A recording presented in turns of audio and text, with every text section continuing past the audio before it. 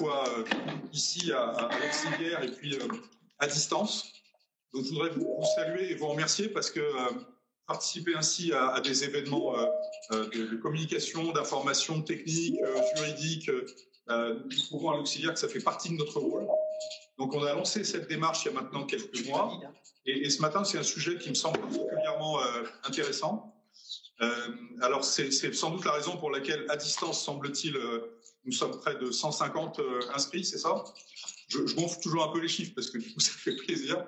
Ils sont peut-être pas tous les 150 inscrits à l'instant, mais ça va venir. Ah oui, quand même. Bon.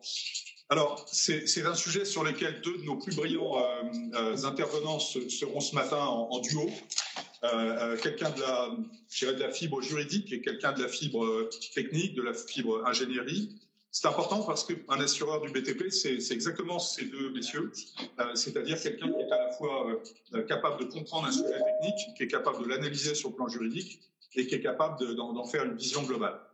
Alors, le thème de ce matin, et je comprends que ça ait vraiment intéressé beaucoup les gens, parce que c'est un des thèmes les plus, je trouve, brillants du BTP, qui est le thème de la transmission de ce que j'ai bâti à quelqu'un qui va en réaliser quelque chose dessus. Alors, vous l'imaginez bien, en année olympique, c'est tout à fait ça l'image de la course de relais. Hein, j'ai réalisé quelque chose et quelqu'un va me suivre et je vais lui transmettre ce que j'ai réalisé pour qu'à la fin, ça soit le plus bel ouvrage possible. La plus belle ouvrage possible. Alors, bien évidemment, ce matin, on va plutôt parler technique juridique et technique, encore une fois, d'ingénierie. Moi, je voudrais juste terminer en disant que, pour moi, dans le BTP, ça a été l'un de mes plus grands bonheurs, la transmission d'un lot à un autre, parce qu'en fait, sur le plan philosophique, c'est ce qu'il y a de plus joli à faire. Vous savez que dans l'armée française, dans la marine, dans la royale, on appelle la phrase exacte, c'est « à vous le soin ». Quand on transmet un navire de guerre à son successeur, c'est « à vous le soin ». Dans le BTP, moi, j'ai toujours essayé de pratiquer ça, c'est « à vous le soin ». Moi, j'ai fait les fondations, tu fais la dalle, j'ai fait la dalle, tu fais le carrelage, j'ai fait la charpente, tu fais la douale, j'ai fait la douale, tu fais la couverture, peu importe, hein, mais on est tous comme ça dans le BTP. On essaye que tout se passe bien pour que le maître d'ouvrage, à la fin, il ait la plus belle ouvrage possible. Bon, simplement, nous, en tant qu'assureurs du BTP, on sait que ça, c'est une très belle image sur un joli paperboard. La réalité, elle est parfois un petit peu différente parce qu'il y a le délai, parce qu'il y a les contraintes sur chantier, parce que on a eu le temps ou pas de dire tiens, j'ai bien réceptionné mon support ou tiens, le lot d'après moi va intervenir trop vite ou trop lentement après. Bon. Donc, il y a la beauté du geste, l'élégance du geste et puis il y a aussi les contraintes techniques et juridiques. Donc, je vais passer la parole à deux, encore une fois, éminents sachants de l'auxiliaire qui vont nous faire partager leur expérience riche dans ce domaine de la transmission de support. Messieurs, merci beaucoup à vous et merci à tous les orateurs. Bon, bah, pas de pression. Donc, éminent spécimen de l'auxiliaire que nous sommes, nous allons essayer de vous partager notre expérience sur le sujet de la réception de support. L'objet de la présentation d'aujourd'hui, c'est de parler finalement d'un sujet qui est assez simple, qui est effectivement, comme Olivier l'introduisait, la passation de relais d'un corps d'État sur l'autre la plupart du temps. De vous donner quelques notions clés sur le sujet. On va voir que en réalité, c'est quelque chose d'assez basique qui jongle avec 3-4 notions juridiques. L'enjeu, c'est de vous donner les grosses ficelles du métier pour vous protéger des risques, parce que le risque principal, il est assez basique. Il était dans le titre, hein, donc pas vraiment de spoil. Le risque, c'est d'assumer la responsabilité d'autrui. Le cas classique, c'est d'avoir travaillé correctement et d'avoir un ouvrage qui se détériore en raison de la qualité médiocre du support sur lequel on est intervenu. C'est quelque chose qui est aussi vrai dans l'existant que dans la construction neuve. Et il faut bien avoir en tête que le sujet est présent dans les deux cadres de construction. La théorie de base, c'est que l'entrepreneur qui intervient sur un support pour réaliser son corps d'état est réputé accepter ce support s'il n'a pas fait de remarques particulières sur le sujet sur lequel il est en train d'intervenir. Et ce faisant, il endosse la responsabilité de ceux qui ont travaillé avant lui. Donc tu comprends bien que dans la mesure où on travaille pas toujours tout seul sur un chantier, on est vite tributaire des autres et il est d'autant plus important de se prémunir de ce risque-là en étant particulièrement vigilant. Partant de là, il est important, impératif, inévitable, tout ce que vous voulez, de porter une attention certaine au support sur lequel on intervient, de s'assurer qu'il n'y a pas de difficulté et de ne pas hésiter, si on a le moindre doute, à faire part de ses réserves sur le sujet au maître d'ouvrage. On en parlera tout à l'heure sur la forme, mais de préférence par écrit. Si on ne fait rien, par principe, on se retrouve avec une réception tacite du support, c'est-à-dire que l'entrepreneur qui commence son ouvrage, et on est rarement dans des situations où on a le temps, on est tranquille, on a le temps de faire son petit courrier, on est souvent pris par le rythme du chantier, mais il faut être bien conscient que si on se dit bon c'est pas grave, j'y vais quand même, les conséquences peuvent être assez violentes, puisque derrière, normalement, on n'aura plus de recours contre l'entrepreneur qui est intervenu avant nous et qui a mal travaillé. Donc tout ce que je viens de dérouler là, c'est jamais que le principe de base de la réception. En fait, ce qu'il faut comprendre, c'est que cette situation-là, sans en être conscient, cette situation-là, c'est celle dans laquelle est le maître d'ouvrage qui veut, lui, au bout du chemin, réceptionner son ouvrage global que vous lui avez construit. Et bien, sans en être conscient la plupart du temps, l'entrepreneur est en réalité dans son métier exactement dans la même situation que le maître d'ouvrage, puisqu'il se retrouve lui aussi, quand il va intervenir, à devoir réceptionner un support, un bout d'ouvrage, pas l'ouvrage complet, et les mêmes causes produisant les mêmes effets, il se retrouve exactement dans la même situation. C'est-à-dire qu'il se doit de regarder ce qu'on lui présente, de s'assurer que tout est conforme à ce qu'il attend, que tout est conforme à ses besoins. Et si ce n'est pas le cas, il se doit de formuler ses réserves, de le faire par écrit, de faire en sorte que la personne responsable fasse le nécessaire pour corriger le tir le cas échéant, parce que s'il ne le fait pas, il sera par la suite dépourvu de tout recours sur ces sujets-là. Et bien, au même titre qu'un maître d'ouvrage qui réceptionne sans réserve se retrouve dépourvu de recours contractuel, lui peut encore se rattraper sur la décennale. Vis-à-vis des entrepreneurs qui sont intervenus, les entrepreneurs qui interviennent, eux, se retrouveront également démunis face au travail de piètre qualité du collègue, et eux, en plus, sans pouvoir se rattraper sur la responsabilité des salles qui va avec. Parce que la notion, tout ce que je viens de délayer là, c'est ce qu'on appelle juridiquement l'effet de purge, c'est-à-dire que j'ai constaté quelque chose, du moins je suis réputé avoir constaté quelque chose, et à partir de là, si je ne dis rien, je purge la possibilité de recours, j'évacue les responsabilités qui étaient associées, et sur un plan contractuel ou délictuel, c'est-à-dire tout ce qui n'est pas décennal, je me retrouve à fictivement dire à la personne qui est intervenue, tout va bien, j'accepte, j'ai plus rien à te dire, tu peux repartir tranquille. Et à partir de là, on est beaucoup plus court sur les recours. Donc c'est une situation qui peut être très inconfortable, qui peut être très rageante, parce que quand on a fait un travail de bonne qualité et qu'il faut tout démolir et refaire parce que le lot sur lequel on est intervenu avait fait, lui, quelque chose qui était médiocre et qu'on s'en était pas rendu compte, ou qu'on s'est dit ça passera bien, et ben on se retrouve le bec dans le... Tout ça pourquoi est-ce qu'on est aussi méchant avec les entrepreneurs? Parce que ça s'appuie sur une deuxième notion qui est celle du devoir de conseil. C'est une création des juges qui partait d'un postulat très simple, qui était de se dire, dans une situation, dans un relationnel entre deux personnes, et a fortiori dans un relationnel entre un professionnel et un non professionnel, j'ai d'un côté un sachant et de l'autre quelqu'un qui ne l'est pas. Et c'est une situation particulièrement inéquitable, se disaient les juges. Ce faisant, ils se sont dit comment est-ce que je peux rétablir l'équilibre, parce que d'un côté j'ai quelqu'un qui doit décider mais qui ne sait pas, et de l'autre j'ai quelqu'un qui doit faire en sorte qu'en face on lui dise oui et qui a toutes les cartes pour faire en sorte que le jeu se passe en sa faveur. Donc ils se sont dit c'est pas compliqué, tout ce que A sait et que B ne sait pas, A doit le transmettre à B pour que B puisse prendre une décision en parfaite connaissance de cause. On appelle un consentement éclairé. En gros, c'est si je dis oui, on doit être sûr que mon oui il vaut quelque chose. Et ben c'est cette notion-là qui fait que on est aussi dur avec les professionnels par rapport aux non professionnels. Alors la notion va loin. Les juges viendront nous dire que les promoteurs ne sont pas des professionnels de la construction. On en pense qu'on veut, mais la notion reste la même.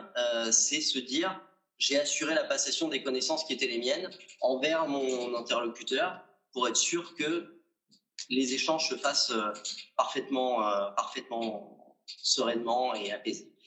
Donc, partant de là, on se dit, appliqué à notre sujet, l'entrepreneur qui intervient et qui constate que le support sur lequel il doit intervenir est lésé doit porter l'information à la connaissance du maître d'ouvrage, par du temps, du maître d'œuvre également, quand il y en a un, pour indiquer qu'il y a un problème.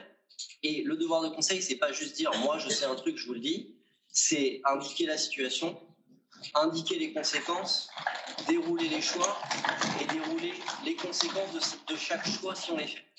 Le but, c'est d'être certain que tous les tenants et aboutissants ont été compris par notre interlocuteur. Donc on le déroule bien comme ça. On le déroule bien comme ça parce que si mon interlocuteur n'a pas compris les conséquences de son choix, c'est pas tout de lui donner l'information pour qu'il fasse un choix, il faut qu'il comprenne les conséquences de son choix. Et ce faisant, on le met en mesure d'aller au bout. Donc le bon devoir de conseil bien rempli, outre le fait qu'il faudra pouvoir prouver qu'on a fait tout ce qu'il fallait. La preuve est un grand sujet par lequel on terminera et sur lequel on fera un passage de relais, pour rester dans la métaphore des Olympiades, à notre collègue de Smart Preuve qui interviendra après nous en distance. Mais le sujet, c'est pas seulement de faire les choses, c'est d'être capable de prouver qu'on les a faites. Et donc on fait tout ça parce qu'à partir du moment où j'ai déroulé, je dis voilà la situation. Vous avez choix A, on corrige comme ça, choix B, on corrige comme ça, choix C, on corrige pas du tout. Conséquence du choix A, ça va bien se passer comme ça à tel coup et dans tel délai. Conséquence du choix B, ça se passera bien aussi, mais un tout petit peu moins bien avec tel coup et tel délai. Conséquence du choix C, ça va se passer très mal. À partir de là, sauf cas exceptionnel, on bascule sur une autre notion qui est celle de l'acceptation des risques, puisqu'on a déroulé toutes les facettes, tous les scénarios qui permettent de prendre sa décision. Et à partir de là, le maître d'ouvrage qui accepte une situation, on lui avait dit choix C, ça va pas très bien se passer, c'est vraiment pas la bonne idée. Et il vous dit banco, on y va quand même. Dans l'écrasante majorité des cas, ça vous dédouane de la responsabilité inhérente à la situation. Je dis dans l'écrasante majorité des cas parce qu'il y a quand même quelques exceptions. L'exception majeure étant toutes les problématiques de sécurité des personnes sur lesquelles on considère, quand je dis on, le droit positif et donc les juges notamment qui doivent intervenir sur un dossier, considèrent que là c'est une notion avec laquelle on ne peut pas jouer. Et on peut pas jouer même en se passant le relais, en disant oui, tu m'as bien dit, mais d'accord, mais c'est pas grave, et tout va bien comme ça. Parce que si derrière il y a un accident, l'accident, la victime, ça sera pas forcément la personne qui a dit oui, tout va bien. Donc l'effet de purge, plutôt le fait d'être dédouané de ses responsabilités fonctionne parce que c'est A et B qui se parlent, et A a expliqué à B, et B a dit ok, on y va, et B on assume les conséquences. A a expliqué à B, B dit ok, on y va, et puis c'est CDE qui ont des problèmes. Eux, ils ont jamais dit qu'ils étaient d'accord avec ça. Donc, dès qu'il y a un long du début, du commencement d'une notion de sécurité des personnes qui se rapprochent, on est quasiment liés. Et c'est dur à assimiler, entre guillemets, ou d'aller jusqu'au bout. Mais dans ces cas-là, il n'y a pas il n'y a pas trois options, il y en a deux. Il y a j'ai réussi à convaincre mon interlocuteur que tout allait bien se passer, mais qu'il fallait aller comme ça, et il le fait, et on repart sur des basses scènes, ou je m'en vais. Parce que personne ne pourra me dédouaner de la responsabilité qui va derrière. Alors même que j'aurais expliqué en long, en large, en travers, j'aurais écrit, j'aurais mes preuves, etc. Demain, il y a un accident, on est tous dans le même bateau. Donc, dans ces cas-là, je compte plus le nombre de cas où on m'a dit « Non, vous ne vous rendez pas compte, c'est mes affaires, mes relations commerciales, ma réputation, etc. » Oui, mais je compte pas non plus le nombre de fois où pendant 10 ans, j'ai eu un client au téléphone qui m'a dit « Si j'avais su, si on m'avait dit, oh là là, la charge mentale ». Et puis maintenant, et puis les pauvres victimes, et puis souvent il y a des choix qui sont difficiles à faire à un instant T. Le jour où ça part mal, on regrette de ne pas l'avoir fait parce qu'on n'avait pas anticipé les conséquences. Donc sur ce sujet-là, gardez juste un warning en tête, c'est acceptation des risques. Oui, mon maître d'ouvrage ou mon interlocuteur accepte les conséquences, accepte de prendre ses responsabilités, très bien. responsabilité qui peut avoir des conséquences sur autrui, rien ne va plus. Si j'ai quelqu'un en face de moi qui n'est pas bien aligné, qui ne comprend pas ça, qui ne veut pas comprendre ça, je m'en vais. D'une part parce que je ne peux pas cautionner ça c'est sur le plan moral quand même, et d'autre part aussi parce que je vais en assumer les conséquences. Je ne peux pas assumer les conséquences de quelqu'un qui ne joue pas le jeu. Voilà, ça c'était les 3 plus grosses notions. Après, on rentre dans quelque chose qui est beaucoup plus terre à terre. Déjà, quand on s'est expliqué tout ça, j'aurais pu vous faire le juriste en sortant juste acceptation des risques, effet de purge. Quand on s'est expliqué tout ça, on comprend juste que c'est une histoire de regarder le travail d'autrui pour pas assumer les responsabilités des autres, s'assurer qu'on s'est dit tout ce qu'on avait à se dire, vérifier que les gens qui prennent des décisions les prennent en bonne intelligence. Et puis derrière, quand on a dit ça, on vient de simplifier à l'extrême des notions juridiques qui font se faire des nœuds aux cheveux à des juges dans des premiers degrés de juridiction et plus. On comprend bien que justement, puisque je vous parle de juges, si vous voulez que les juges fassent leur boulot et qu'ils le fassent dans un sens qui vous intéresse, il faut que vous puissiez leur prouver que tout ce qui s'est passé sur le chantier, c'est bien passé et que c'est pas juste la parole de l'un contre l'autre. Donc, partant de là, le dernier rapport de cette matinale sur le plan juridique, et puis Yvan qui est beaucoup plus loquace qu'il en a l'air comme ça, complétera sur le plan technique. On passera le témoin. Ouais, je te passerai le témoin. Non, mais je t'avais dit que tu avais le droit de m'interrompre quand tu voulais. Le plus important de cette matinale, c'est de bien comprendre qu'on doit pouvoir prouver ce qu'on dit. Là non plus, sans vouloir jouer aux vieux vétérans, je compte plus et je crois que c'est la situation qui agace le plus tout le monde. Moi qui m'agace et qui fait beaucoup de peine à nos sociétaires dans ces cas-là, c'est je sais que c'est comme ça que ça s'est passé, je sais que je suis dans mon droit, je sais que j'ai tout bien fait, mais mon interlocuteur en face, il avait plus d'expérience du terrain que moi, il était souvent plus filou que moi, il s'est ménagé des preuves qui allaient plutôt dans son sens. Et moi, je lui ai fait confiance et je me suis contenté de lui dire les choses. Et aujourd'hui, il soutient mordicus que ça s'est passé comme ça. C'est pas du tout la réalité, mais je peux pas le prouver. Et ça, c'est juste déprimant pour vous comme pour nous. Pour nous, parce qu'on vous croit. On voit bien que ça a dû se passer comme ça et on voit bien que la situation, c'est celle-là. Et pour nous deux ensemble, parce que en fait, on assume ensemble une situation, les conséquences d'une situation mal préparée et trop bien préparée par la partie qui nous contredit. Donc, la forme est libre, dit-on en droit, donc la preuve se rapporte par tout moyen. Dans la vraie vie, il y a quand même rien de mieux que l'écrit. Donc, on fait des écrits. Le must du must étant le courrier recommandé avec accusé de réception. Avant celui-là, il y a plein de degrés de graduation. On n'est pas forcé d'en venir jusque-là. Alors, j'ai pris quelques exemples aussi de la vraie vie parce que il y a 2 reproches qui sont faits dans ce cadre-là. C'est déjà, moi, je travaille dans la construction. Mon boulot, c'est pas de faire de l'administratif et de passer 4 heures derrière mon écran à faire des courriers et à envoyer des gens à la poste. C'est une certitude.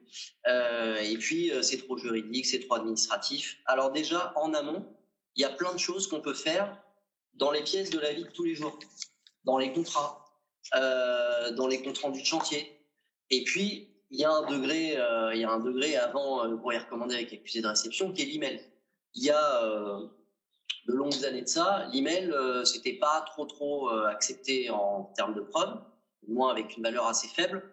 C'est de moins en moins un sujet de débat devant un juge. Un email est un écrit comme un autre. Il suffit de pouvoir démontrer qu'il a été reçu, qu'il a été lu idéalement. Alors, il y a des solutions pour ça, on le fait sur les boîtes mail. Sur des emails, on a le cas classique de comme par hasard l'email qui nous arrange la partie adverse. On dit moi je l'ai jamais reçu, celui-là j'ai jamais lu. Mais si on arrive à démontrer au juge que l'adresse mail sur laquelle on a écrit, c'est la même sur laquelle on écrit depuis le début du chantier, puis que c'est rigolo, les 88 emails que j'ai envoyés les 3 jours avant, j'ai eu une réponse à chaque fois. Les 53 que j'ai envoyés les 2 jours après aussi. Mais alors celui-là, comme par hasard, qui n'arrange pas celui avec qui je suis en train de parler, il l'a pas reçu. En général, le juge, il croit pas trop. Donc ça marche bien. Je vous parlais des comptes rendus de chantier parce que c'est une mine d'informations, les comptes rendus de chantier. Le seul inconvénient du compte rendu de chantier, c'est que c'est pas forcément un élément contractuel, c'est pas forcément un élément dont on peut dire que tout le monde était d'accord avec. Si on sait que, alors c'est le boulot d'un maître d'œuvre qui fait bien son travail, d'être vigilant à ça, mais même pour un autre corps d'État, si on sait que dans le compte rendu de chantier, il y a des éléments intéressants pour nous, des éléments sur lesquels on veut se garder une preuve, rien ne nous interdit, bien au contraire, en fin de réunion de chantier, de dire ce compte rendu, on va tous le signer. On va tous se mettre d'accord sur le fait que ce qui est écrit dedans, on est tous d'accord là-dessus, on se l'est tous dit, quelque part, on s'engage là-dessus. Et ça, si en plus on a pu le notifier au maître d'ouvrage, ou mieux que le maître d'ouvrage était là à la réunion et qu'on lui fait signer aussi, on est d'accord. L'enjeu est toujours le même, c'est j'ai une info, elle est écrite parce que sinon je ne peux pas le prouver, et par la signature ou par des échanges de mails avec des réponses, etc., je démontre que cette information, il y a eu le passage de relais, elle est passée de A à B.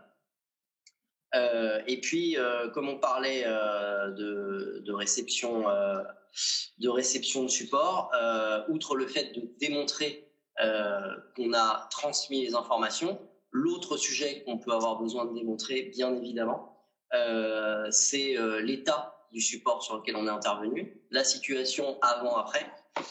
Et pour ça, là aussi, plein de schémas différents. L'idéal, la grosse Bertha étant le constat d'huissier. Et puis, il y a des différents degrés de graduation. Ça sera notamment le sujet de l'intervention de notre collègue à distance, puisqu'aujourd'hui, il y a des outils qui vous permettent de vous faire des quasi-constats d'huissier, voire d'aller jusqu'à vous faire des constats d'huissier vous-même avec votre smartphone, parce que la plupart du temps, on nous dit que les smartphones font des choses magnifiques, ce qui est vrai. Le seul inconvénient, c'est de prouver que ce qu'on a sur le smartphone, là aussi, toujours le même sujet, prouver que ce qu'on a, c'est du vrai, ça n'a pas été truqué, etc. Ça sera le sujet de notre collègue après, donc on ne va pas lui pomper son sujet. Ça, c'est pas joli. Même s'il n'est pas là pour se fâcher physiquement, il nous entend. Et puis je le reprendrai peut-être plus tard, donc on va rigoler. Donc si on se résume sur les conseils pratiques sur la réception de support, une fois qu'on s'est expliqué toutes ces notions-là, il est essentiel de vérifier l'état du support sur lequel on intervient. Essentiel de ne pas prendre le sujet à la légère et de ne pas se dire « ça ira bien ». Essentiel donc de faire remonter les problèmes qu'on détecte au maître d'ouvrage et s'assurer de leur mise en conformité et d'être capable de prouver tout ça. Voilà. Passage de relais. Yvan, sujet technique. Je m'adresse à la régie. Au niveau cadrage, si je me mets debout, est-ce que je crée un bug majeur ou est-ce que je peux le faire? C'est bon. Et la régie a dit oui. J'ai vu. La régie m'a dit oui. Merci, régie. Bien. Donc, vous avez vu un cadre juridique, un cadre pratique. On ne va surtout pas, aujourd'hui, vous avez compris, c'est un lieu d'échange. On peut être moralisateur, en aucun cas moralisateur, professeur, donneur de leçons ou donneur de conseils. Néanmoins, c'est une réalité, c'est notre quotidien. Alors c'est vrai que l'assureur, on est toujours bien placé pour voir ce qui ne va pas. Il faut quand même, parce que c'est les dossiers qu'on vend, nous n'avons pas des dossiers qui vont bien sur nos bureaux. N'empêche, on va quand même rassurer l'ensemble de la profession. Il y a plein de choses merveilleuses qui se font, dont on n'entend pas parler, et il n'y a pas que des cas particuliers désagréables. Donc, alors moi, je vais vous amener plutôt sur des petites réflexions. Vous avez compris, hein, il y a beaucoup de bon sens là-dedans, beaucoup de bon sens d'accepter un support. Alors, quelques petits axes de réflexion. Pouvez-vous me dire d'où proviennent l'analyse statistique de nos sinistres, de toute la profession, la majorité des sinistres, et en quelle proportion, d'où proviennent les dossiers sinistres? À distance un petit peu plus compliqué. Alors, retenez ça, pour environ 75% dans 75% des cas, ce sont des défauts d'exécution. Une donnée à retenir. L'autre donnée à retenir, où se situent physiquement ces sinistres? Eh bien, dans 75% des cas encore, ils se situent aux interfaces. C'est quoi les interfaces? Gilles l'a très bien dit, chacun mène sa pierre à l'édifice, chacun son puzzle, et on a besoin du travail de l'un pour faire le travail de l'autre. Et c'est ce mariage de toutes ces pièces, ces assemblages du puzzle que l'on fait lorsqu'on construit un immeuble, un ouvrage, qui vont faire que j'ai besoin du travail de mon collègue pour exister et faire le mien. C'est ça les interfaces. Eh bien, 75% des problèmes viennent de cette gestion des interfaces. Alors, ce ne sont pas forcément des problèmes de réception de support. Et vous voyez que dans cette masse-là, forcément, il y en a beaucoup. Alors, c'est vrai que dans le bâtiment, on n'a pas les tolérances de l'industrie. Dans le monde industriel, on travaille au millième, on travaille même au micron. Et lorsqu'une pièce arrive pour faire l'assemblage d'une machine, on ne va pas dire « Oh, bah, écoute, tu mets un petit coup de lime, un petit coup de meuleuse et ça ira bien ». Nous, quand il y a une réservation faite dans un mur en maçonnerie et qu'on doit venir mettre la fenêtre, s'il manque 1 centimètre à gauche, 1 centimètre à droite, bah, on va s'adapter et il y aura le coup de bombe de mousse polyuréthane, il y aura le coup de joint silicone, le petit habillage en plus qui va bien, et on s'adapte grosso modo à ce qui nous a été livré. Donc on a déjà un gap entre nos habitudes du BTP, les tolérances ne sont pas du tout les mêmes, par rapport à des exigences que peut avoir l'industrie. Et quand les deux se marient ou se convergent, il peut y avoir des gros problèmes. Je cite souvent un exemple vécu d'un chantier fait il y a longtemps en région parisienne sur l'imprimerie du journal Le Monde. On construisait ce bâtiment avec des rotatives énormes. À l'époque, il y a beaucoup de journaux papier. J'ai vu ça, ces images, ces énormes cylindres qui tournent à toute vitesse pour produire des journaux.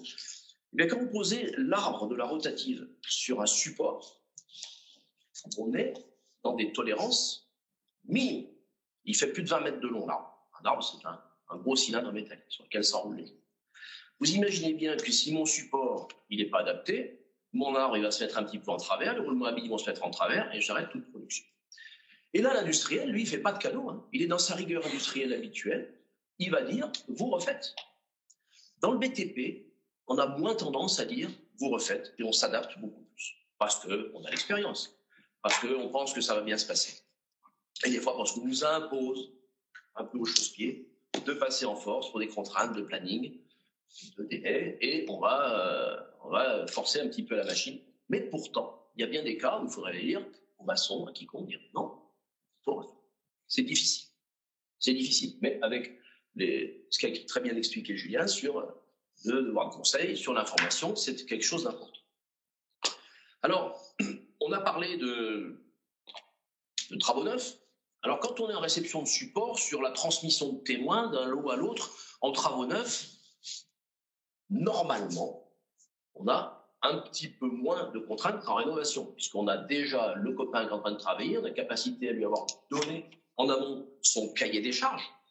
Je vous rappelle que la réception d'un support, il y a plusieurs cadres réglementaires. Vous avez les DTU qui vont vous donner des histoires de planimétrie, d'aspect, tout un tas de choses qui sont normalisées sur la qualité du support, mais également l'humidité, mais ne pas oublier également les contraintes dimensionnelles. Et ça, c'est quelque chose qu'on voit beaucoup en pathologie, c'est-à-dire la déformation des supports sous charge après coup. Parce que quand on fait le chantier, il n'y a pas de surcharge d'exploitation. Il va y avoir des mises en charge qui vont se faire ensuite dans l'immeuble. Pas les mêmes surcharges dans un immeuble de bâtiment, de bureau ou d'habitation que dans un bâtiment industriel, bien évidemment. Mais toutes ces mises en charge des ouvrages vont créer des déformations, des flèches. Si je n'ai pas indiqué à ce corps d'État qui va être mon support mes conditions que mon ouvrage potentiellement sensible va reposer sur cet ouvrage potentiellement déformable à l'excès, eh bien mon matériau ne va pas bien se comporter. Donc c'est de mon devoir, là encore, d'alerter la maîtrise d'œuvre. Quand je lis le CCTP et que je fais mon offre, c'est de mon devoir également de dire attention, parce que j'ai l'expérience. Je pense que là, il faut que je donne bien mes conditions de flèche, que je donne bien mes conditions de qualité du support pour pouvoir réaliser mon ouvrage conforme aux règles de l'art et de façon pérenne. Donc ça aussi, c'est quelque chose qui repose sur l'entreprise. Sur la maîtrise d'œuvre, bien évidemment, c'est à elle de rédiger également ces descriptifs de façon à ce qu'elle embarque l'ensemble de ces notions. Alors dans les exigences, on retrouve bien sûr les règles de l'art, on retrouve le contractuel. Les DTU, c'est une chose, mais il faut avoir le contractuel. Je vous citais l'exemple des rotatifs du journal Le Monde. L'exigence de planimétrie, de tassement sur des ouvrages comme ça, ils sont exigés par le contrat. On sort complètement du domaine des DTU, règles de l'art habituelles. Puis vous avez votre propre expérience. L'expérience, elle vous sert à profiter de ce qui a mal pu se passer un jour, mais elle doit vous servir également à bien profiter, et heureusement c'est le quotidien, de bien se servir de ce qui a bien marché les autres fois. Donc là-dedans, l'expérience, elle a autant de valeur que les règles de l'art. Il peut y avoir des choses tout à fait conformes aux règles de l'art, mais vous savez, vous, par expérience, qu'il faut aller un petit peu au-delà, il faut aller faire différent. Donc, travaux neufs, normalement, on arrive à se parler les uns les autres. C'est aussi le rôle de maîtrise d'œuvre valablement constitué de faire le bon chef d'orchestre pour tout cela. Mais normalement, on arrive à peu près à se comprendre et à faire les choses et pas à pas pour que ça se passe bien. Ça, c'est la théorie, c'est l'ivresse, vous savez très bien ce qu'est la vie d'un chantier. En rénovation, là, c'est un autre sujet parce qu'on va réceptionner un support qui ne nous appartient pas, qu'appartient quasiment plus à personne sur le sens juridique de la chose. Il est là. Il va falloir en évaluer ses capacités, ses caractéristiques, l'état de conservation des bois en charpente, la flexibilité d'un plancher. Lorsqu'on fait des réhabilitations dans le Vieux-Lyon, vous savez comment sont constitués les planchers dans Lyon, avec du bois, du marin, une espèce de sable et de gravier, encore du bois, des latites plâtres, beaucoup de charges. Quand on les décharge de tout cela pour reconstruire et recloisonner un immeuble, et ben vous avez ceux qui ont fait ce genre d'expérience savent très bien que les planchers remontent. Ils ont vécu pendant des dizaines d'années, des centaines d'années pour certains, avec le poids des meubles, le poids des ans. Et quand on va enlever cette charge, les planchers vont remonter. Flexion, normal, ça fléchit avec le poids, on enlève le poids, ça remonte. Autre phénomène, les cloisons. On avait des cloisons qui étaient non porteuses. Une cloison intermédiaire, elle est réputée non porteuse. Au fil des temps, elle est devenue, même partiellement. Et quand on fait des travaux globaux de rénovation, c'est des choses qu'on arrive relativement facilement à gérer. Il faut être très attentif, mais on peut les gérer. Mais quand vous faites la rénovation de un logement, vous purgez complètement. Il y a des voisins au-dessus, il y a des voisins au-dessus. Vous allez avoir des supports existants qui vont prendre d'autres déformations et vous allez poser sur ces supports vos nouvelles cloisons qui vont peut-être devenir porteuses, ou des cloisons qui se mettent à faire le ventre. Vous allez poser du carrelage sur un nouveau matériau, et ben, le plancher bois, il a le poids des ans, il va se reprendre sa petite flèche et le carrelage est fissure. C'est très difficile à appréhender. On ne peut pas dire, le charpentier bois de l'origine, le constructeur des poutres et des solives, revenez voir. Non, il n'est plus là depuis longtemps. D'accord ? Donc ça, c'est quelque chose où l'expérience, au-delà des règles de l'art, va être capitale pour l'acceptation du support. J'ai un dernier sujet, voilà, on va dire c'est le dernier, parce qu'il ne faut pas l'oublier, malheureusement par les temps qui courent, vous pouvez être amené à récupérer un ouvrage à la suite de la défaillance d'une entreprise.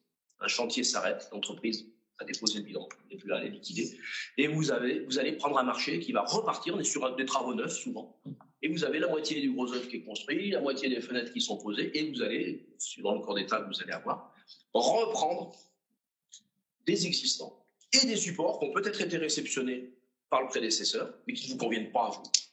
Donc là, dans ces choses-là, on vous a vraiment la plus grande vigilance de respecter toujours le contradictoire des constatations avec la maîtrise d'ouvrage, bien évidemment, qu'elle soit valablement informée des causes et des conséquences potentielles de ce qui va se passer, mais également la maîtrise d'œuvre. Il ne faut pas quand même oublier la maîtrise d'œuvre, elle est là, elle est dans le chef d'orchestre, c'est à elle aussi de se prononcer sur, pas la qualité au sens qualitatif, mais sur le global de ces interfaces, comment elles vont bien ou pas se passer. Donc attention, en cas de défaillance, intervention, prise de marché à la suite de la défaillance de l'entreprise, c'est aussi une réception de support. Donc ça, c'est un point de vigilance à avoir. Et bien se protéger au moment de la passation de son contrat, sur l'état des lieux de l'existence, sur l'arrêt de chantier, c'était à tel endroit, et je vais accepter de reprendre la construction à cet endroit. Est-ce que mes murs, ils étaient d'équerre ? Est-ce qu'ils étaient verticaux ? Ça va jusque-là, sur le côté purement géométrique et sur le côté de la solidité de l'ouvrage.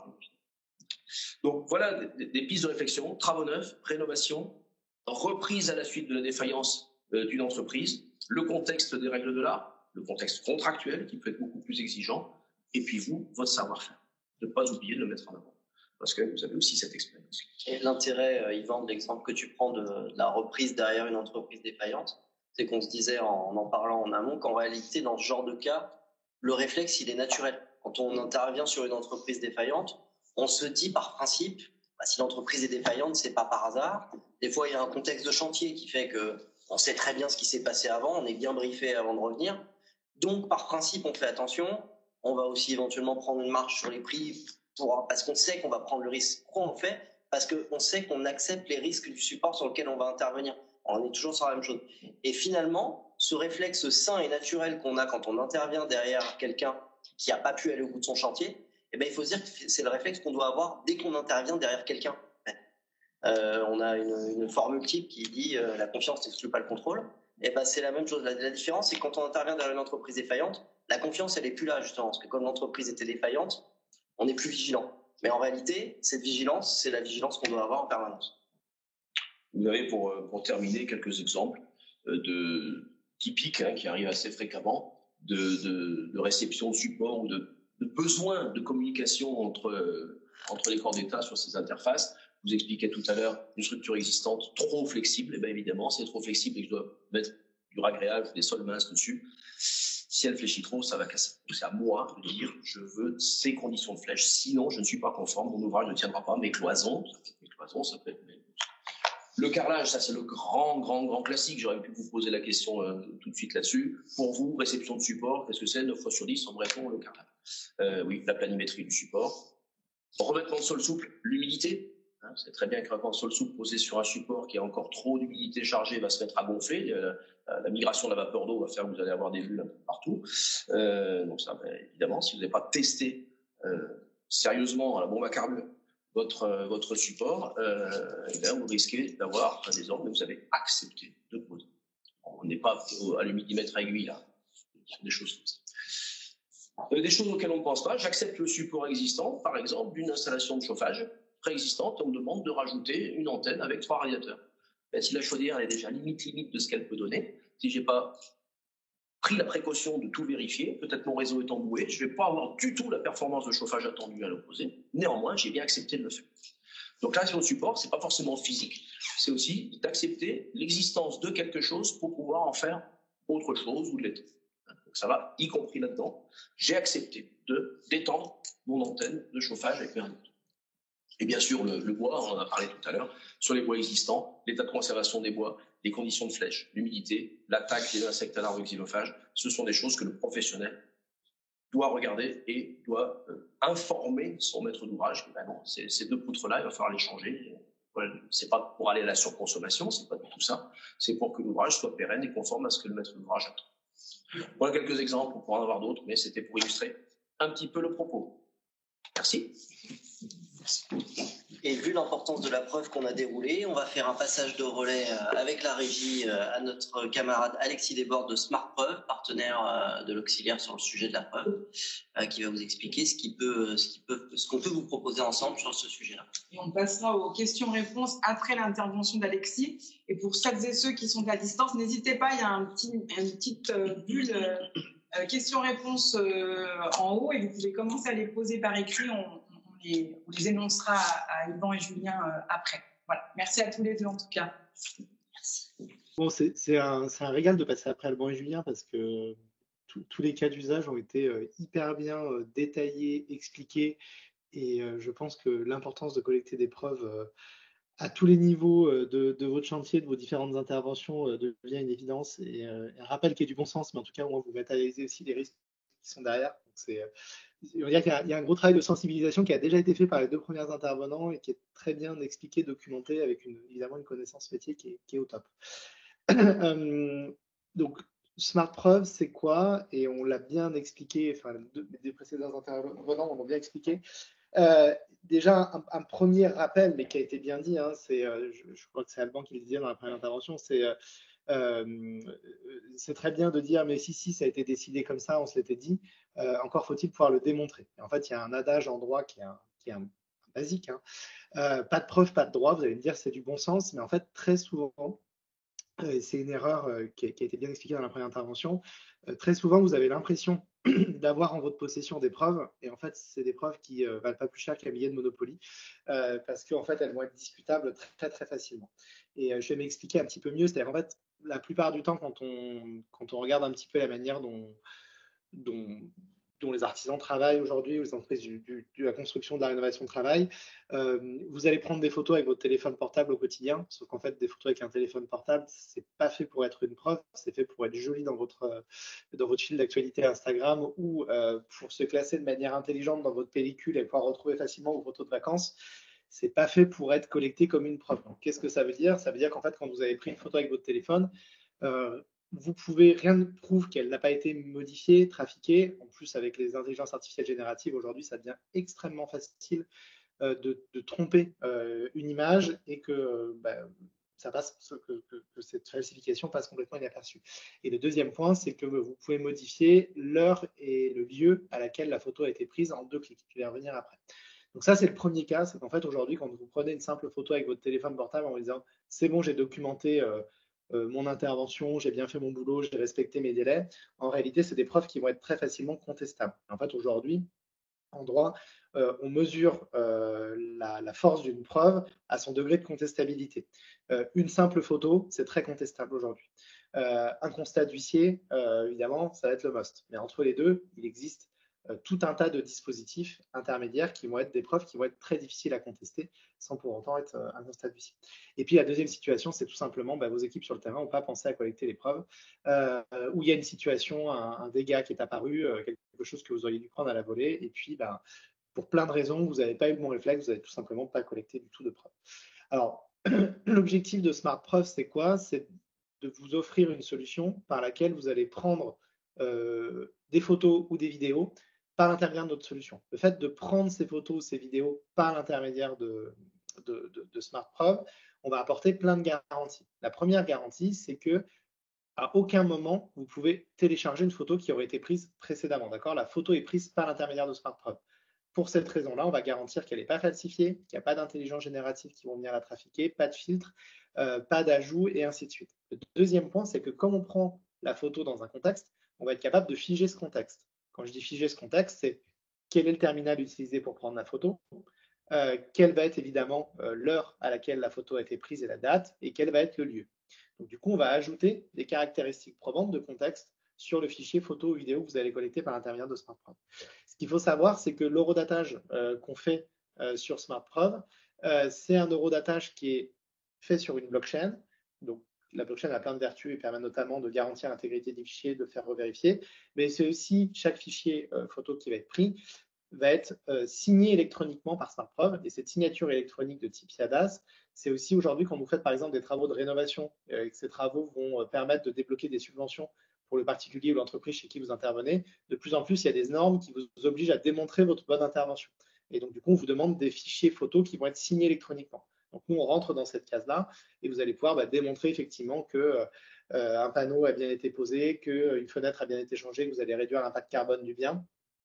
Et ainsi de suite. Donc, quand vous avez besoin de démontrer potentiellement certains chantiers qui vont être soumis ensuite à du déblocage de subventions, on va vous demander de plus en plus, et c'est les textes, des preuves qui vont être signées électroniquement, des preuves photos qui vont être signées électroniquement, et on rentre dans cette case. La grosse force de Smart Preuve, c'est que vous allez pouvoir, dans vos quotidiens, pour vos équipes, leur donner Smart Preuve et créer un nouveau réflexe de collecte de preuves. Dès que vous avez besoin de prendre des photos ou des vidéos, tac, tac, tac, vous documentez tout avec Smart Preuve. Vos photos vont avoir un niveau de contestabilité qui vont devenir très difficiles. Premier point. Le deuxième point, c'est que, on en parlait tout à l'heure, il y a plein de situations, je crois que c'est 20 000 contentieux par an qui ouvrent en matière de construction et rénovation. Il faudrait que je retrouve la source exacte de ce chiffre, mais en tout cas, c'est de cet ordre-là. Donc, on est sur une volumétrie contentieuse qui est très importante quand on parle de construction et de rénovation. Donc, très souvent, vous allez avoir un précontentieux. Alors ça, c'est le contentieux devant tribunaux. Donc, ça veut dire que des différends qui se règlent à l'amiable avant, il y en a, on peut rajouter, à mon avis, un zéro. Donc, du coup, ce qu'il faut bien comprendre, c'est que vous allez pouvoir, à partir des éléments probants que vous avez collectés avec Smart Preuve, vous acheter un moyen de pression. Ce moyen de pression, c'est quoi? C'est que vous allez pouvoir transmettre le fichier que vous avez collecté et le rapport technique. Vous allez pouvoir transmettre ces éléments-là à une étude de commissaire de justice. C'est le nouveau nom qu'on donne aux huissiers de justice. Et qu'est-ce que va faire l'huissier de justice? Il ne va pas rendre un constat parce qu'il ne s'est pas déplacé sur site, donc il ne peut pas rendre un constat à valeur probante d'acte authentique. En revanche, il va pouvoir vous remettre un récipicé de dépôt et ça va vous offrir un moyen de pression. Vous intervenez chez un particulier, vous lui dites, écoutez, vous êtes adorable, on s'était dit ça, et puis en plus, moi j'ai documenté mon intervention, j'ai respecté mes délais, ou je ne pouvais pas intervenir dans les délais parce que regardez, le maçon n'avait pas fini son boulot en temps et en heure, et c'est pour ça que le chantier a 3 semaines de retard, ça n'est pas imputable.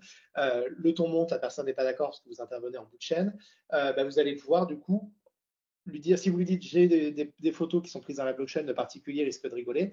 Par contre, si vous lui remontez un document avec un récépissé d'huissier de justice, vous allez être en position de force pour démontrer votre bonne foi et négocier et potentiellement éviter le différend. Donc vraiment, l'idée, c'est de se dire à tout moment, sur les différentes preuves que vont collecter mes équipes ou que je vais collecter sur mon chantier, je peux m'acheter un moyen de pression qui va me permettre de négocier ou d'être en position de force sur une discussion qui est en train de s'envenimer. Donc voilà, c'est vraiment la raison et le sens du partenariat aujourd'hui qu'on fait avec l'auxiliaire, c'est de se dire que pour les sociétaires de l'auxiliaire, on va proposer SmartPreuve en service complémentaire pour vous inciter à mettre en place des bonnes pratiques et mettre en place des bonnes pratiques pour vos équipes.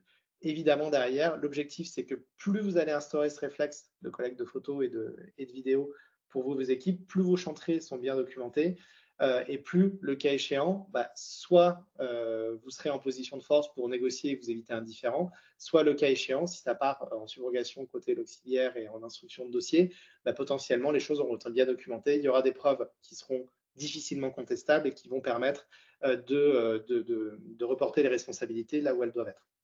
Donc, en termes de coût, l'outil, c'est simple, c'est 29 € par mois. Pour 29 € par mois ou 290 € par an, vous et vos équipes, vous faites toutes les preuves que vous voulez au quotidien. Et à chaque fois que vous avez besoin d'une attestation d'huissier, les 12 premières par an sont offertes et les suivantes coûtent 8 € hors taxe. Donc, on est sur des prix qui sont… Alors, au début, notre service, si vous allez voir notre site internet, on est en train de le changer.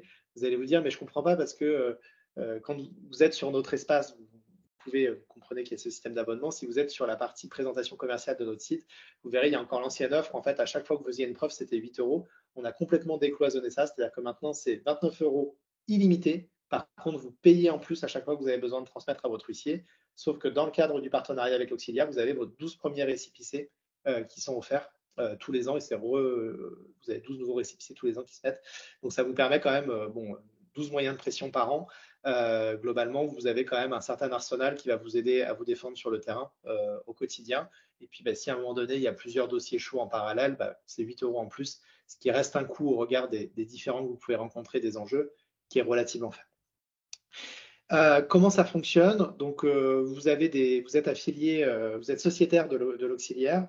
Vous contactez l'auxiliaire. L'auxiliaire vous envoie une invitation à rejoindre SmartPreuve. Ça, c'est important dans le process parce que si vous voulez bénéficier des 12 crédits offerts, il faut vraiment passer par ce process-là.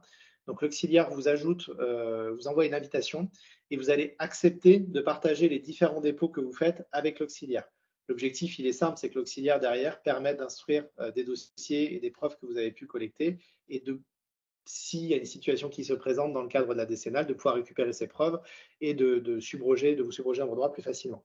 Ensuite, vous allez pouvoir utiliser SmartPreuve au quotidien, inviter les membres de vos équipes. Donc, vous allez voir, c'est très simple. En gros, vous avez un compte, vous pouvez ajouter des collaborateurs. Si vous avez une équipe de 5 responsables de chantier qui se déplacent de manière volante sur vos chantiers et qui ont l'habitude de les documenter et de faire les réunions avec le maître d'ouvrage, c'est eux qui vont avoir accès à la solution. Et systématiquement, quand ils sont sur le terrain, ils documentent le chantier étape par étape. Encore une fois, c'est illimité. Donc, vous n'avez aucune raison de brider l'utilisation de SmartPreuve. Au contraire, ça va vraiment faire partie d'une bonne pratique. Et puis, le cas échéant, l'auxiliaire va pouvoir, en cas d'engagement de votre responsabilité, récupérer vos preuves, instruire les dossiers et permettre de mieux documenter un expert qui peut intervenir ensuite dans un temps 2 et ainsi de suite. Je pense que les enjeux, je les ai relativement bien expliqués. Je répondrai à vos questions après. Ça, c'est important. Je crois que c'est Alban qui le disait dans la première intervention. On a l'arsenal très, très lourd, c'est le constat d'huissier. OK, le constat, c'est très bien, mais il y a plein de situations pour lesquelles l'intérêt économique ne le justifie pas encore. Il y a des situations dans lesquelles il faut aller très, très vite, instantanément pour collecter des preuves et faire déplacer un huissier sur site. Ça prend trop de temps, même s'il vient dans la journée. Parfois, c'est trop tard. La situation est déjà passée. Donc, c'est vraiment important de pouvoir créer cette brique intermédiaire qu'on crée avec SmartPreuve qui va vous permettre de créer des preuves photos, vidéos qui auront un degré de contestabilité très faible. En revanche, attention, en fait, il y a un biais, c'est pour ça que ça ne vaut pas constat d'huissier. C'est vous qui collectez et qui documentez le chantier. Les différents fichiers que vous avez pris photo ne seront pas contestables sur l'heure, la date et le contenu du fichier. En revanche, je vous invite vraiment, quand vous créez ces documentations-là, à prendre un maximum d'éléments. Pourquoi? Parce qu'à un moment donné, si vous avez une fissure sur un mur, que vous prenez qu'un bout de la fissure et que vous n'avez pas pris l'autre bout, on va vous dire, attendez, en fait, non, vous avez essayé de nous tromper, vous n'avez pas pris la fissure dans son intégralité, etc. Donc, il faut mieux être très exhaustif. Ça va vous permettre de mieux vous défendre qu'au contraire de prendre que des petits bouts de choses. Parce qu'en fait, si vous prenez que des petits bouts de choses, potentiellement, il y a des zones d'ombre. Et ces zones d'ombre, c'est des brèches dans lesquelles une partie adverse pourrait s'engouffrer. Donc, vraiment documenter le plus largement possible quand vous utilisez SmartPreuve les chantiers ou les pièces dans lesquelles vous êtes. Ça va être hyper important parce que plus mieux vous allez documenter les choses, moins il y aura de brèches possibles dans lesquelles s'engager pour une partie adverse qui pourrait essayer de démontrer que vous êtes de mauvaise foi, que vous avez essayé de cacher ou de dissimuler certaines choses. Et évidemment, ce niveau-là, il va être recevable devant les tribunaux, principe de liberté de la preuve, très difficilement contestable par une partie adverse. Alors, beaucoup de mal, si vous êtes de bonne foi, que vous avez bien documenté votre chantier, à apporter la preuve du contraire de ce qui va apparaître sur votre photo. Alors évidemment, si vous cherchez à montrer qu'un aspect partiel de votre chantier ou de votre intervention parce que vous êtes en tort, la partie adverse va s'engouffrer dedans et il y aura à nouveau de la discussion et de la contestabilité. Mais si vous êtes de bonne foi et que vous avez bien documenté les choses, vous êtes protégé, vous êtes à l'abri. Voilà, je vous le disais, voilà, exemple de photo et pourquoi une simple photo prise avec son téléphone portable dans l'application habituelle, c'est très discutable. Vous prenez ici ces travaux de rénovation de comble qui a été prise le 2 août à 18h. Vous voyez, la luminosité est plutôt basse, on voit qu'on est en fin de journée. Bon voilà, potentiellement, je vais pouvoir cliquer sur ajuster dans ma pellicule et je vais dire qu'elle a été prise en réalité le 2 octobre à 11h, qu'on n'était pas à la Valette du Var dans le 83, mais qu'on était à Paris dans le 75. Et ici, je me retrouve avec une photo qui est beaucoup plus lumineuse, qui a été prise non plus au mois d'août, mais qui a été prise au mois d'octobre. Et voilà, donc je vais pouvoir complètement falsifier ces éléments-là. C'est pour ça que SmartPreuve permet de ne pas créer ce risque-là, puisque toutes les photos sont créées par l'intermédiaire de notre solution, ne sont pas stockées dans la pellicule, mais sont stockées chez SmartPreuve. Et donc, du coup, voilà, on est complètement protégé. Et le deuxième point ici, c'est sur l'IA. Donc, l'intelligence artificielle générative, aujourd'hui, avec des outils gratuits ou quasiment gratuits, vous pouvez vous dire, OK, là, il y avait une petite tache sur le plafond. Je suis de mauvaise foi et je veux dire que je ne pouvais pas intervenir parce que justement il y avait cette tâche-là et qu'il fallait une intervention préalable d'un autre corps d'ouvrage, enfin d'un autre corps métier. Je vais étendre avec l'IA, je vais augmenter le dégât des eaux et voilà, de la même manière, je peux complètement tromper une image. C'est pour ça que SmartPreuve a été créé parce qu'à aucun moment vous pouvez faire intervenir une IA dans notre processus et on s'est complètement balisé, sécurisé et on est certain que la photo qui a été prise retranscrit une réalité qui n'a pas été transformée. Voilà, je vous écoute. Vous avez sûrement plein de questions entre les trois interventions et voilà, à votre disposition.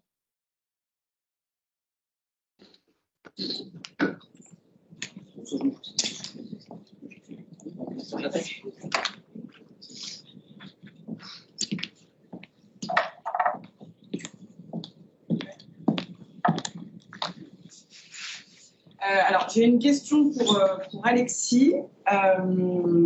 Cet outil peut-il se substituer à un référé préventif et quel est son poids dans le cadre du principe du contradictoire et dans le cadre d'une action en justice?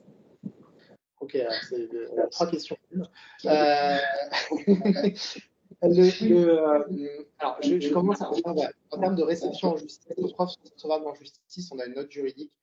Si vous voulez, je la joindrai. Vous pourrez l'envoyer à tous les participants Ambre. Elle est disponible, téléchargeable sur notre site internet également. Donc, nos preuves sont recevables en justice. Encore une fois, c'est le principe de liberté de la preuve qui prévaut dans la plupart de ces situations-là, sauf disposition contraire. Donc, la preuve d'un fait juridique peut être apportée par tout moyen. En revanche, toutes les preuves ne se valent pas. Donc, c'est encore une fois le degré de contestabilité qu'on va étudier, qu'un magistrat va étudier. Et nous, on apporte un maximum de garanties techniques pour réduire ce risque de contestabilité. Ce qu'il faut savoir, c'est que ce risque de contestabilité, il existe même sur un constat d'huissier. Contrairement à ce qu'on entend beaucoup, un constat d'huissier peut faire l'objet d'une procédure d'inscription en faux. Il est possible qu'un constat d'huissier soit écarté d'une procédure. Ça arrive, c'est très rare, mais ça arrive. La deuxième question que vous posez, c'est sur le contradictoire. Et c'est une très bonne question. En fait, aujourd'hui, nous, ce qu'on garantit, c'est qu'une photo a été prise à l'instant T, n'a pas été transformée, et on va garantir une unité de lieu autour de cette photo. Donc déjà, ça apporte un certain nombre de garanties. Maintenant, ce qui va être intéressant, c'est qu'en termes de livrables, pareil, je vous en enverrai un type avec la présentation. Je pense que ça sera le plus simple, sinon je vais me planter sur les partages écran. Nous, ce qu'on vous fournit, c'est un rapport technique. Le rapport technique qui est fourni va faire un récapitulatif des éléments techniques qui vont être associés à vos photos, des différentes photos qui ont été prises et des différentes signatures et certificats de signature pour chaque photo. Ces éléments-là, vous pouvez vous dire, c'est bon, je les garde pour moi et c'est suffisant, j'ai très bien documenté mon chantier, etc. Je ne mets pas de contradictoire. Ou ces éléments-là, vous pouvez tout à fait les envoyer à signature électronique. Vous avez un point d'intermédiaire de chantier, vous faites votre référé préventif et vous voulez créer du contradictoire dessus, je vous invite fortement à faire signer le rapport technique que vous avez créé avec SmartPreuve. Et là, vous allez introduire du contradictoire. Vous étiez le maître d'ouvrage et les deux artisans sur un passage entre deux passages de corps de métier. Vous avez collecté des photos tous ensemble par l'intermédiaire de SmartPreuve. Vous avez tous été sur site. Vous allez, dès que le rapport technique est généré, tout à fait pouvoir l'envoyer sur DocuSign ou autre. Alors, c'est une fonctionnalité qu'on est en train de développer, qu'on aura avant la fin de l'année, qui vous permettra d'envoyer en signature un rapport technique. Donc là, vous allez pouvoir créer le contradictoire. Dès lors que vous créez du contradictoire ajouté aux garanties qu'on a sur les photos, là, vous passez à un niveau de degré de contestabilité qui devient quasiment impossible. C'est-à-dire que si vous réunissez le donneur d'ordre, les différents corps métiers et le maître d'ouvrage et que tout le monde signe votre rapport technique, globalement, ça veut dire que tout le monde est d'accord sur les différents clichés qui ont été faits et les explications que vous avez pu associer à vos différents fichiers. Vous êtes hyper bordé. Enfin, je laisserai peut-être Alban et Julien, en termes d'expérience, partager leur retour là-dessus. Mais voilà. Et ensuite, en dernier point, sur les référés préventifs, de la même manière, si vous introduisez du contradictoire avec les différents voisins qui peuvent être concernés par les dégâts liés au chantier que vous êtes en train d'engager et que tout le monde signe le rapport technique qui va faire état des vices apparents qui sont déjà présents avant intervention, etc. De la même manière, vous avez un niveau de preuve qui est très satisfaisant. Pour du référé préventif, si vous êtes sur des chantiers lourds, c'est prévisible. Je pense que la plupart du temps, vous ne serez pas à 500 € près. Ça peut être intéressant quand même de coupler ça avec une expertise ou un constat d'huissier en complément de SmartPreuve. Encore une fois, ça va être un niveau de risque du chantier sur lequel vous intervenez et de votre capacité à créer du contradictoire sur les rapports que vous allez générer de preuves. J'espère que j'ai répondu à vos questions. Il y en avait 3, du coup. Et n'hésitez pas sur le juridique ou la vie quotidienne que vous avez en termes d'expérience. Alban, Julien, je vous laisse compléter aussi. Déjà, Alexis, sur ce que tu viens de dire, je rajouterais que sur le contradictoire, il faut se souvenir aussi que l'état du droit positif aujourd'hui, c'est quand même de s'assouplir sur la notion de contradictoire et de partir du principe qu'à partir du moment où on peut débattre dans le cadre d'un contentieux d'un élément de preuve qui a été rapporté par une partie, les juges ont de plus en plus facilement tendance à considérer que ça suffit à remplir le contradictoire. On a beaucoup d'éléments pourtant non contradictoires, notamment de rapports d'experts de l'ESE, où on a beau soutenir au juridique en défense que ce n'est pas contradictoire. Il y a énormément de juges qui viennent nous dire vous êtes capable d'en discuter avec moi aujourd'hui maintenant, donc ça remplit le contradictoire. Donc cet aspect-là est moins réjouissant et moins en notre faveur, mais du coup par rapport à l'aspect de SmartPreuve, tout ce qui vient d'être expliqué justifie du contradictoire de SmartPreuve et en plus la jurisprudence va dans le sens de reconnaître la recevabilité de ce genre d'éléments de preuve. La montée en puissance du droit à la preuve qui est de plus en plus reconnue par les effectivement. Alors, j'ai une question pour Julien et Yvan. En cas de reprise derrière une entreprise défaillante, quels sont les recours pour le repreneur et ou le maître d'ouvrage en cas de malfaçon, non-conformité? Allez, puisque j'avais abordé ce point, je vais commencer de répondre, mais Julien complétera probablement. Nous conseillons fortement, lorsque c'est le cas, de faire arrêt sur image. Il faut faire pause. Le chantier est en difficulté, le maître d'ouvrage est en difficulté lorsqu'il y a une défaillance d'une entreprise. Trouver une entreprise qui veut bien accepter d'étudier la poursuite du chantier, c'est déjà très compliqué. Donc quand cette entreprise vient et accepte de regarder, là on leur dit arrêt sur image. On fait pause, au moment il faut savoir se poser. Et là c'est capital. Cette pause est capitale pour figer ce qui a été déjà réalisé, mais de figer de façon précise. Ce n'est pas un avancement de chantier à 22% parce que ça correspond aux situations de travaux qui ont été mises. Ça vaut rien. Il va falloir aller dans le détail. Où s'est arrêtée la prestation de l'entreprise numéro 1 ? mais vraiment dans le détail, avec la maîtrise d'œuvre concernée. Ça peut être, si je prends l'exemple d'une entreprise de gros œuvres qui reprend un ouvrage qui est avancé à 22%, il y a des fondations. Les fondations, elles sont plus visibles. Que valent ces fondations ? Eh bien là, il va falloir avoir l'avis de la maîtrise d'œuvre, l'avis du bureau de contrôle, se donner tous les moyens de se dire, bon, bah, ces fondations, j'ai des plans d'exécution du BET, ça a été validé par le bureau de contrôle, la maîtrise d'œuvre d'exé dans les comptes rendus de chantier avec des choses. Donc ces fondations-là, elles existent, on va partir, avec son propre bureau d'études, on peut vérifier des choses, on va partir du postulat que bah, celles-ci, je les accepte, parce que tout le monde a dit voyant vert de partout, je les accepte. Ensuite, quand surviendra un désordre, si la cause technique est relative aux fondations, l'entreprise numéro 2 va se dédouaner. C'est bel et bien l'ouvrage numéro 1 qui a été construit avec l'assentiment de tout le monde, qui est défectueux, qui est la cause du sinistre. C'est la responsabilité de l'entreprise numéro 1 et de son assureur qui est engagé. Donc c'est pour ça que cet arrêt sur image est capital, de façon à bien dire où est-ce que je me suis arrêté. Et j'accepte de poursuivre. Si j'ai des réparations à faire, si j'estime que les derniers voiles qui ont été coulés, parce que malheureusement c'est le cas, on ne va pas se mentir, une entreprise qui est en défaillance, souvent les dernières queues de chantier ne sont pas toujours glorieuses en termes de qualité, ce n'est pas toujours le cas, mais ça arrive malheureusement fréquemment. Eh bien s'il faut démolir quelques voiles, s'il faut faire des renforts, s'il faut faire que sais-je, ou se mettre en conformité, eh c'est le moment de le faire et de le dire. Dès l'instant où je dis « Ah si, c'est bon, allez, je vais en faire mon affaire », allez, ça passera. Non, c'est pas là. On revient dans tout ce qu'on a évoqué. Le ça passera. Non, il ne passera pas. Donc, en termes de responsabilité, oui, il y a des recours sur l'entreprise numéro 1 lorsque la cause technique est prouvée qu'il s'agit de cet ouvrage-là qui avait été accepté par tout le monde, et l'entreprise numéro 2 pour les ouvrages qui lui restent à réaliser. Donc, c'est pas toujours évident parce qu'il y a des chantiers plus ou moins complexes, mais c'est ça la base. C'est d'avoir vraiment l'état des lieux, ce que j'appelle cet arrêt sur image précis qu'il faut absolument avoir en tête pour se protéger, ne pas prendre la responsabilité des fondations qui ont été faites par un tiers alors qu'on est déjà au 2e étage. C'est pas toujours évident de faire des sondages là-dessus, surtout en ville, et si tout le monde, pendant le chantier, a accepté, a mis des avis favorables sur cette réalisation. Mais le moindre doute, on fait des sondages, on fait des carottages, on fait des prélèvements, on fait des analyses de béton, on fait tout ce qu'on peut faire pour être en capacité de dire « bingo, j'y vais dans ces conditions ». Mais la responsabilité demeure à celui qui a construit l'ouvrage. Donc la chaîne des recours est respectée. Alors en complément, parce que je ne voudrais pas décevoir, en complément, sur l'aspect, donc tout ce que vient d'expliquer Yvan, c'est l'importance de la preuve. On boucle un peu, on radote, mais c'est vraiment le point, la pierre angulaire du sujet. Et après, en termes de recours, il n'y a pas de miracle. Ça va être l'entrepreneur lui-même. Alors, on vient de nous dire qu'il est défaillant. Enfin, on est dans un postulat où il est défaillant.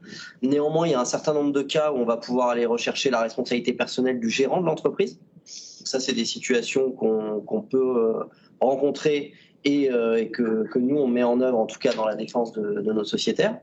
Il y a même sur des formes juridiques qui ont pour vocation de faire un écran absolu entre le gérant et la société, il y a des fautes potentielles du gérant qui peuvent amener à casser cet écran juridique et donc à engager la responsabilité personnelle du gérant. Et puis, bien entendu, il y aura, comme le rappelait Yvan tout à l'heure, la possible intervention de l'assureur. Alors là, tout va être question des garanties d'assurance qui ont été souscrites, du type de police d'assurance en place, etc.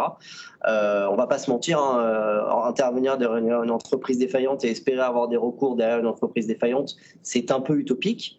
Néanmoins, les chances ne sont pas nulles et il existe des armes pour aller recourir donc contre le responsable d'origine, comme le disait Yvan, et ou les assureurs concernés. On arrive à prouver la cause technique, la responsabilité de l'entreprise numéro 1 comme ça. Alors, question suivante. Est-ce que l'entreprise reprenante endosse la responsabilité décennale de la précédente? La jurisprudence semble être en ce sens. En réalité, même motif, même punition. La question numéro 2 rejoint la question numéro 1. Si on arrive à rapporter la preuve des choses, non. L'entreprise reprenante ne prend pas la décennale de la première. Tout l'enjeu du sujet est de réussir à déterminer et démontrer les responsabilités de chacun, l'état de la situation avant qu'on intervienne, et de faire endosser les bonnes responsabilités au nécessaire. Quand on est intervenu en reprise d'un lot précédent, il y a un contrôleur technique qui a validé des choses en place avant, il y a un maître d'œuvre qui est intervenu. Donc, outre la responsabilité de la première entreprise qui est intervenue, il y aura aussi la responsabilité de la maîtrise d'œuvre au sens large, qui aura validé les choses. Et si on a pris toutes les précautions qu'on a déroulées pendant cette présentation, normalement, tout doit bien se passer. Je peux me permettre juste voilà, parce que il y a mon équipe qui est connectée et qui suit cette conférence avec attention. Ce qui veut donc dire que nous, concrètement, dans un service maîtrise d'ouvrage, quand on sait, et c'est souvent le cas évidemment, qu'il y a des abandons en cours de chantier, on récupère bien la décennale de la première entreprise, mais également de la deuxième, valide à la DOC pour les deux, parce que finalement, on ne sait pas dans quelle mesure il y aura la preuve qu'il y a bien concrètement le premier support qui a été réceptionné, si on peut parler comme ça, mais en tout cas l'abandon de chantier et où on en était pour déterminer les responsabilités potentielles de chacun. Tout à fait. Et d'autant plus que c'est très important ce que tu viens de dire, les responsabilités de chacun. Oui. On peut aussi, et on a souvent, des situations où en réalité un désordre se manifeste ultérieurement et on se rend compte qu'il y a pluralité de causes. Oui. Il y a une partie des désordres qui découle directement du travail de la première entreprise et il y a bien une partie des désordres qui n'a rien à voir avec le fait d'être intervenu derrière une entreprise défaillante. C'est juste des défauts d'exécution propres de la seconde entreprise. Donc il faut, oui, évidemment avoir les garanties de chacun. Alors moi, j'ai éventuellement une question un peu spécifique parce que j'interviens dans un domaine lui-même spécifique qui est le photovoltaïque et je suis amené assez fréquemment à intervenir sur des installations qui datent déjà un peu et pour lesquelles on m'appelle pour des problèmes de fuite la plupart du temps. C'était des installations intégrées à la toiture.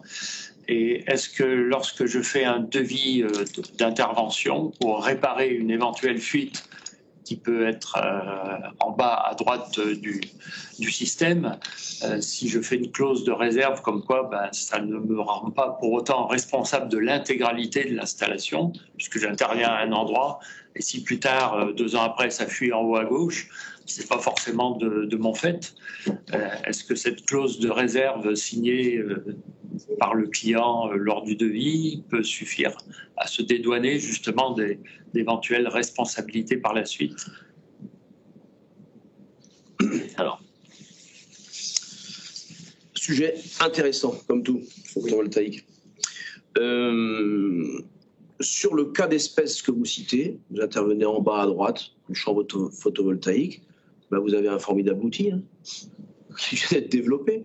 Vous allez bien expliquer que c'est à cet endroit-là que ça se passe, c'est pas ailleurs. Les infiltrations sont là, que vous avez établi, que vous, professionnels, la vraie cause d'infiltration, elle venait bien du en bas à droite. Vous savez bien mieux que moi que l'eau peut surgir là et arriver de l'opposé. Mais si vous avez parfaitement déterminé la cause technique, que c'est le en bas à droite que vous évoquiez, et que vous avez réparé que cette zone et que vous pouvez tracer que c'est bien là, si dans 2 ans un sinistre survient en haut à gauche, là quand même vous avez les bonnes cartouches quand même pour bien vous défendre si on venait vous rechercher en rationalité sur ces infiltrations.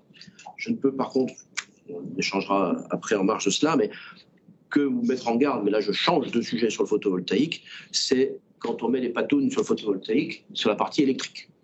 Là on est dans un autre domaine. Parce que vous savez très bien que les installations qui sont faites dans les années 2008, 2009, 2010, elles n'ont pas toutes bien vieilli et c'est un doux euphémisme. Et là, dès l'instant où vous allez mettre les pattes sur la partie électrique de la chose et que demain il y a un incendie, même si ça n'a rien à voir avec ce que vous avez fait, la première cible qui va arriver sur scène, ça sera vous. Donc sur la partie infiltration, et pour répondre précisément à votre question, je pense que là, vous avez moyen, effectivement, de bien cadrer les choses. Mais comme on parle de photovoltaïque, j'en profite pour l'ensemble de l'Assemblée de dire attention aux petits voyants clignotants sur les interventions ultérieures en électricité sur des installations faites il y a 15 ans par les autres. on a des sinistres, malheureusement pour cela. Ça a mal vieilli, il y a des câbles rongés, des rongeurs, il y a des feuilles mortes dessous, il y a en agricole des feuilles de maïs qui ont tout obstrué, la laminaire, ça prend feu, etc., etc. Même si la cause technique c'est le maïs et que ça ne venait pas du tout le branchement que vous avez fait ici, vous avez mis les pattes dessus, vous serez recherché. C'est pas dire que vous serez condamné, mais vous serez en tout cas inquiété, ça c'est certain. Donc attention sur les lecs en PV, en intervention ultérieure. En infiltration, on est sur des ordres de couverture plutôt classiques. Oui, c'est du PV, mais on est sur des ordres de couverture, une zinguerie à reprendre, un couloir à zinc à refaire, un recouvrement, que sais-je. Le professionnel de la couverture peut intervenir comme il intervient autour d'un hébergement de cheminée et vraiment à cet endroit-là. Donc oui, vous pouvez poser le cadre de localisation de l'intervention. Et vous avez raison de bien le préciser. De plus en plus, maintenant, j'essaye d'aller plutôt vers le remplacement complet. C'est-à-dire de dire, on enlève carrément tous les panneaux, on enlève la structure souvent en plastique qui servait d'étanchéité, on retuile et on remet les panneaux par-dessus les tuiles en surimposition. On peut vous le conseiller, on déborde un petit peu. Et a priori, les compagnies d'assurance suivent. Je ne peux que vous le conseiller, sans pousser à la consommation parce que ça serait trop facile, mais surtout les supports plastiques que vous avez évoqués, pour info, l'auxiliaire a toujours refusé de les assurer. Oui. Hein, donc, on ne va pas dire maintenant à nos sociétaires, allez-y, reprenez ça, alors qu'on a interdit à nos clients de l'époque. Donc, non, là-dessus, restons très prudents. C'est aussi une problématique, c'est qu'effectivement, certaines compagnies à l'époque assuraient tel type de système, et puis d'autres tel autre, etc. Et nous, quand on arrive derrière, et moi je suis assuré à l'auxiliaire, ils vont me dire, oui, mais nous, ce système-là, on ne l'a jamais assuré. Et qu'est-ce que je fais? Alors, je laisse le client dans la panade. Alors là, on déborde un petit peu. Si vous voulez bien, on pourra en débattre en marge de cela. C'est un sujet intéressant, mais qui est un petit peu en décalage sur le support. Vous êtes sur l'intervention ultérieure, sur quelque chose qui est défaillant. Mais c'est bien sûr très intéressant. Et sur le sujet spécifique de votre question, la clause, oui, très bien. C'est un très bon réflexe de se mettre à l'abri avec ça. Juste attention, de manière générale, d'ailleurs ça vaut au-delà de votre matière, quand on fait une intervention ponctuelle, attention à ne pas se faire rattraper sur le devoir de conseil en venant vous dire vous auriez dû auditer le reste et au titre de votre devoir de conseil dire à votre client là j'aperçois déjà un début de quelque chose qui pourrait être une autre fuite dans 6 mois, etc. Si c'est bien spécifié dans votre devis, dans votre contrat, j'interviens sur ça, on m'a demandé que ça ne me rend pas responsable du reste, etc. Oui. Juste attention aux rédactions quand il y a des pièces rédigées ou quand il n'y en a pas et qu'il y a des échanges de mails, qu'en face, on ne puisse pas venir vous dire, mais implicitement ou de façon très explicite, moi, ce que je voulais, c'était que vous me diagnostiquiez l'ensemble de la toiture ou l'ensemble de... Voilà. Parce que derrière, en défense, quand il n'y a plus personne, de toute façon, en général, quand on vient vous embêter, c'est parce que vous êtes la dernière porte de sortie pour avoir un payeur. Et donc, dans ces cas-là, les gens sont très créatifs. Donc, ils viennent vous dire, mais c'était évident que ce que je vous demandais, c'était un diagnostic entier de l'habitation. Voilà. Donc, il faut être le plus précis possible dans le genre de clause que vous évoquez pour être certain qu'on ne puisse pas trouver un biais pour lui faire dire autre chose. Mais le réflexe est excellent. C'est exactement le type de réflexe qu'il faut avoir. Oui. Et pour rebondir sur le photovoltaïque, ça vaut aussi pour la structure. C'est-à-dire qu'il réceptionne le support pour mettre du panneau photovoltaïque, donc la couverture, mais aussi la structure qui tient à la couverture. Ah, bien sûr, c'est très bien. Bien sûr, et c'est capital. Par rapport à ce que l'on indique à tous nos clients, c'est le bœuf à bas sur l'existant. Quand on est sur du neuf, on fait dimensionner en conséquence de la surcharge, le poids, il y a peu de sujets. Mais quand on est sur l'existant, bien évidemment qu'il faut absolument avoir la compétence d'aller diagnostiquer le support qui est certes la couverture, mais surtout les fixations sur la charpente. Et la charpente. Et la charpente, bien évidemment. Vous savez très bien qu'une charpente métallique, photovoltaïque, 15-17 kg au mètre carré à peu près de surcharge, ça c'est la jolie théorie, mais vous savez que les points d'ancrage, ils sont de plus en plus espacés par la dimension des panneaux, donc c'est pas du 15-17 kg au mètre carré, c'est des centaines de kilos qui arrivent sur des points de façon ponctuelle, sur des pannes, et quand vous êtes en profil à froid sur des bâtiments industriels, eh ben, vous avez intérêt de faire des renforts avec de la panne. Ça se calcule avant, hein, bien évidemment. Et au-delà, j'insiste, la surcharge générale du mètre carré, c'est les points d'appui, où est-ce qu'ils vont atterrir, sur quelle partie de la charpente. On va sur les fermes, on ne va pas sur les pannes Z. Donc si une entreprise de panneaux photovoltaïques installe sur une structure existante, oui, il est censé avoir vérifié la structure et recalculé la structure. Tout à fait. Soit il en a la compétence. Il s'est engagé dessus, en tout cas, même s'il n'a pas fait. Un bureau d'études. D'accord. L'état de conservation des bois. Il y a plein de gens qui font des photovoltaïques, ils ne sont pas allés voir ce qui se passe dessous. Il y a des bois abîmés par le temps, par les insectes, etc. Mais je suis désolé, hein, ils rajoutent du poids. C'est une voile de bateau qu'on va rajouter. Hein. On va rajouter une voile de bateau sur un bâtiment. Un bateau, ça va vite quand il y a du vent. Hein. Le bâtiment, il va aller moins vite. Les effondrements, on en a. Alors, dans le cas d'espèces sur le PV, malgré tout, est-ce qu'on ne le reprocherait pas d'avoir apporté une solution pérenne pour l'ensemble? C'est ce que tu évoquais. Oui, c'est un peu ce qu'évoquait Julien, c'est-à-dire que par les écrits, de bien avoir cadré le fait que j'interviens de façon ponctuelle et qu'il n'y ait pas d'incompréhension entre le désir peut-être non exprimé du maître d'ouvrage d'avoir un diagnostic complet de son installation et que c'est bel et bien parce qu'il y avait une fuite dans cet angle, je suis monté sur le toit, j'ai vu qu'il y avait un zinc qui baillait, c'est là, c'est évident. Oui, il faut, on l'a très bien dit tout à l'heure, Julien a bien expliqué, dans les écrits, bien faire comprendre à son client que non, j'interviens là parce qu'il y avait une fuite, moi je me contente de ça. Juste le rebond, il a très bien fait de compléter.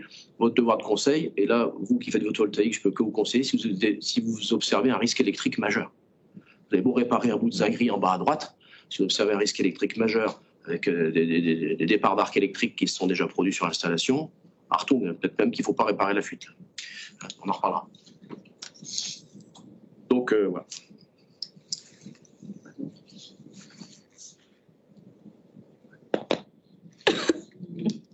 Bon, la régie. Question? Oui, je demande si quelqu'un a une question à distance, hein, n'hésitez pas, ou en présentiel.